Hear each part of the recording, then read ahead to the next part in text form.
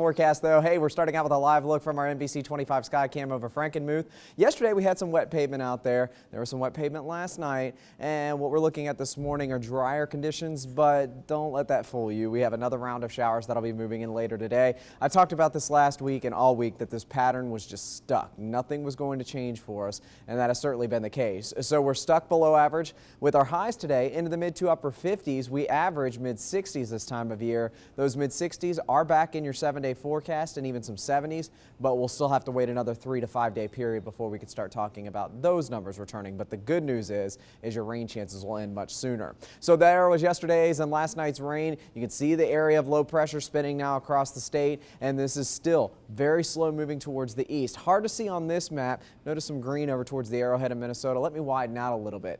That's a cold front, and that cold front will slowly move in through your Saturday, and that is going to allow this area of low pressure that has just been stuck over us the last few days to finally exit and move towards the east. But as we put this in motion, look at the low.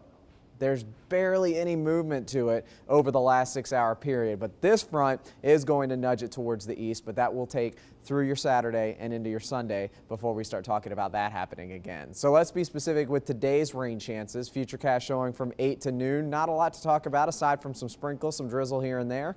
As we look at 4 o'clock this afternoon, still not expecting widespread rain. It's going to be very hit and miss and spotty like it's been the last few days. There's a shower chance by 8 o'clock tonight for the Saginaw Bay and into the Thumb. And as we put this into motion for the overnight hours, we're starting to see the influence of that next front moving in Saturday morning by 8 o'clock, at least up towards Traverse Bay and northern sections of Lake Michigan and getting into northern lower. We'll start to see some rain showers with that. That front sweeps through your Saturday, and that will allow for some clearing to finally move in by Sunday, as we can finally say good riddance and goodbye to this very slow moving area of low pressure that's been with us for the last week. So your 7-day forecast looking at the next week ahead, we are talking about 60s by Monday, and back into the low 60s Tuesday, mid 60s where our average is by Wednesday, and how about 72 for you next Thursday? Again, it's a while away, so don't get super excited about it, but just know that there is a light at the end of this very soggy and cloudy tunnel we've been stuck in for a long time, Ilse.